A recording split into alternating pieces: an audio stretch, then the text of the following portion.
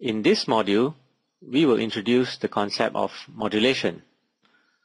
AM or amplitude modulation and FM or frequency modulation are typical examples of modulation used in our radio sets.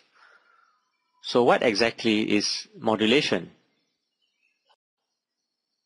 A message signal in electrical form, for example our voice, cannot travel very far if it were to be directly transmitted through a normal size antenna.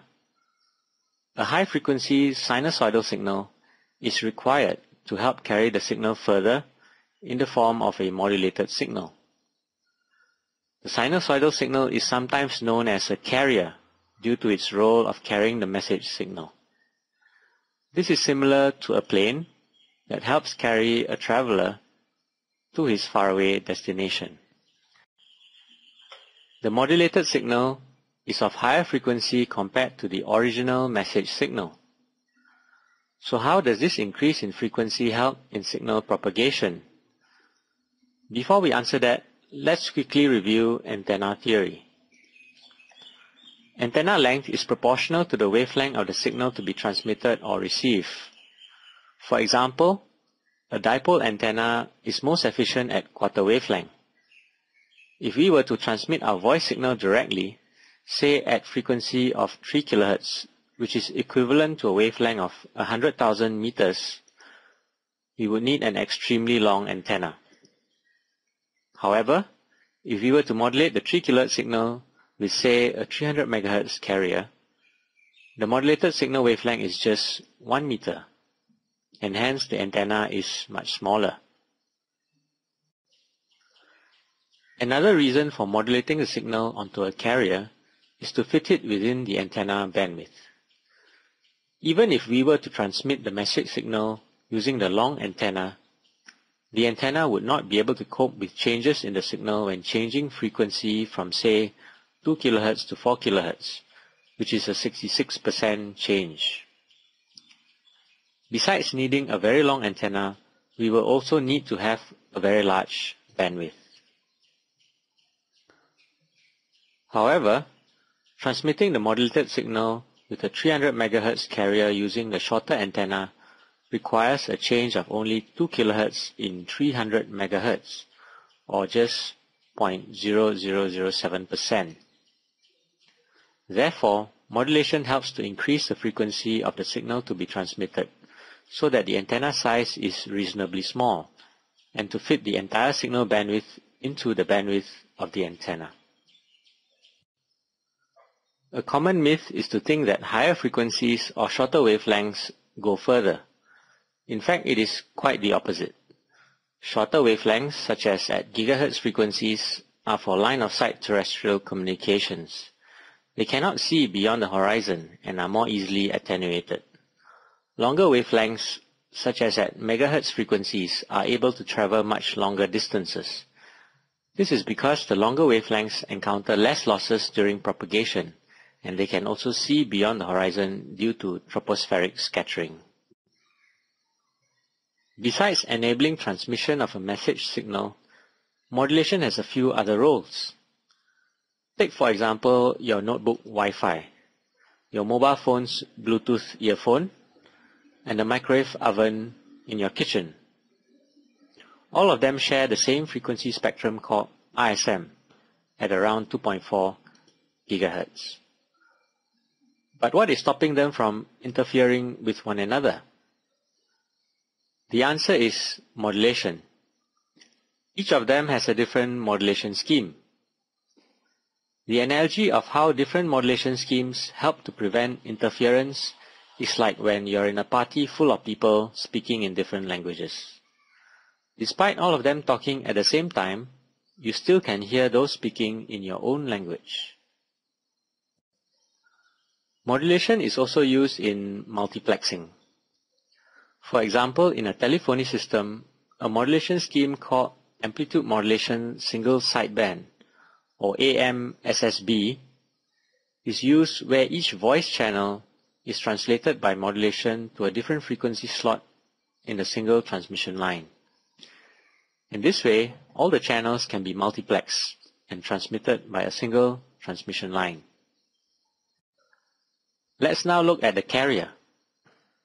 This sinusoidal signal has the following parameters of interest: amplitude, frequency, and phase. The carrier can carry information by varying each of the three parameters. For example, when the message signal is represented by varying the amplitude of the carrier, we get AM, or amplitude modulation. When the message signal is represented by varying the frequency of the carrier, we get FM, or frequency modulation. Notice that the frequency of the carrier is higher when the message signal amplitude is increasing, lower when it is decreasing. PM, or phase modulation, is very similar to FM, but in this case, it is the phase that is modulated. What we saw earlier were analog modulation schemes, where analog message signal was modulated.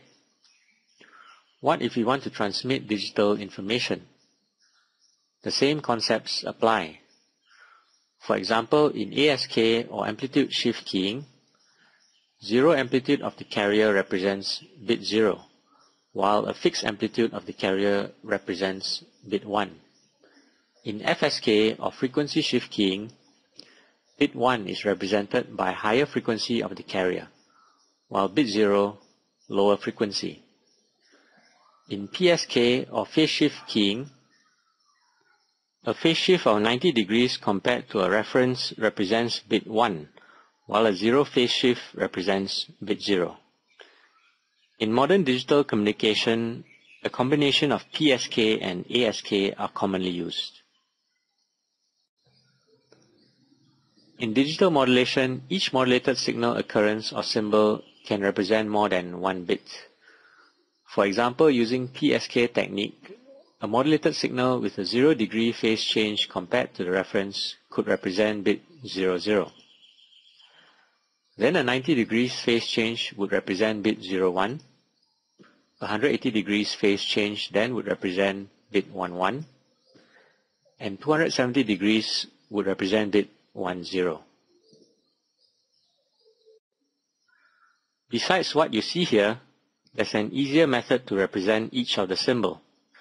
This method is called IQ diagram.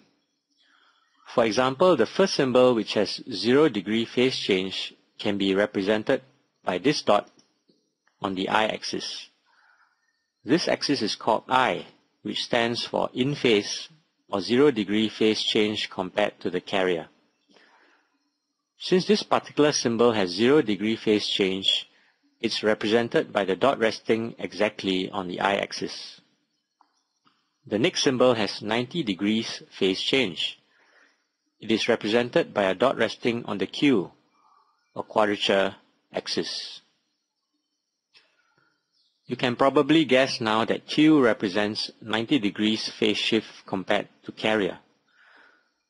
180 degrees phase shift and 270 degrees phase shift are represented in a similar manner on the IQ axis. From each dot on the IQ diagram, you can see the phase shift relative to the carrier. The dot tells you not just the phase shift, but also the amplitude of the modulated signal, which is represented by the distance from the dot to the center. IQ diagram therefore provides very clear information on the amplitude and phase of each symbol relative to the carrier.